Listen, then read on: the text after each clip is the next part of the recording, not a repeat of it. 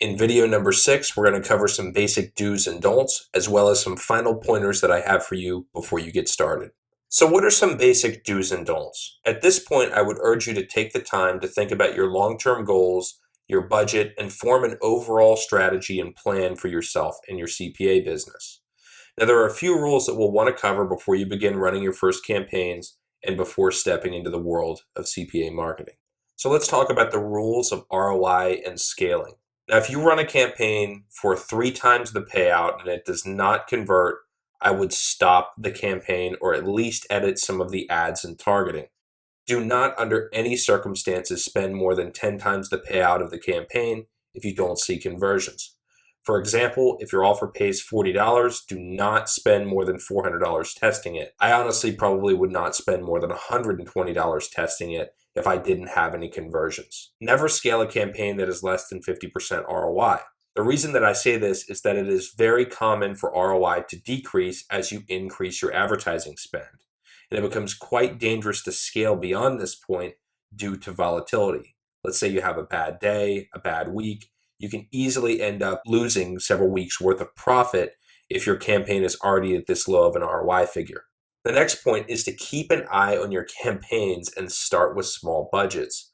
Now make sure that you check your campaigns every 30 minutes to 1 hour at a max. I sometimes check my campaigns every 10 to 15 minutes. So glitches can happen inside of advertising platforms, especially Facebook and native ads, and a lot of money can be spent in a very, very short period of time.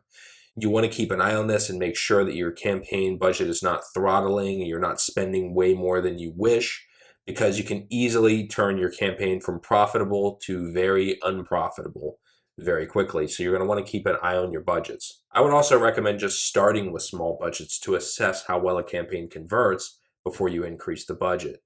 $20 to $100 a day should do the job starting out. So my next point is consider incorporating once you hit success. Now, I'm not an attorney or financial advisor or legal advisor in any way, shape, or form. I can't give you legal or financial advice, but I recommend incorporating once you hit success and pass the $300 profit per day mark. The reason that this is simply because there's a lot of tax benefits and a lot of legal benefits to protecting yourself should anybody sue you or try to come after you personally. They would have a much, much, much more difficult time taking your car, your house, things like that. So you're going to want to protect your assets.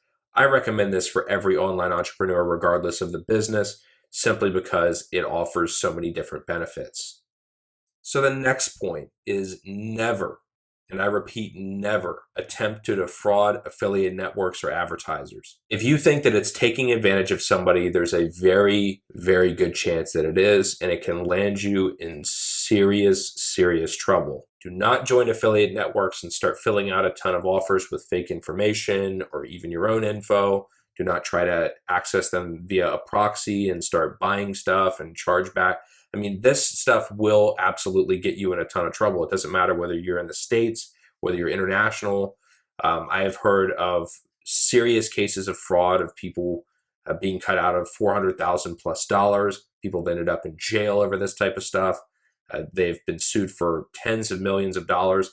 Affiliate networks have a ton of ways of detecting this activity, and even the trickiest of fraudsters are going to get caught. The chances are that you are not going to get paid as well.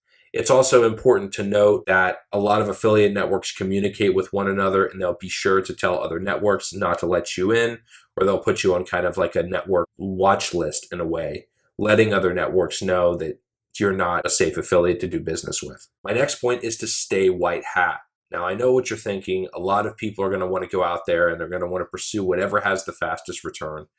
I do not recommend or condone any type of black hat marketing. It's not only not a long-term business model, but it's not ethical, and it's a minefield of risks, both legal and financial. You are going to want to learn the rules of whatever traffic source you plan on advertising on.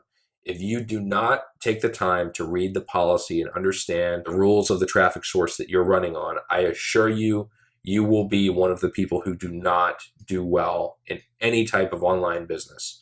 Simply because if you can't take the time to learn those, you're going to get your account shut down before you even get started. It's going to save you so much time, so much money, and so many headaches to just sit down and learn the rules. So moving on, do not lose focus. Now, loss of focus is the number one most expensive thing that you can do. Jumping around from thing to thing, or shiny object syndrome as some people call it, of trying to find the fastest way to make money, is simply going to lead to you losing money. So you need to pick a niche or a vertical as well as a traffic source and just stick with it.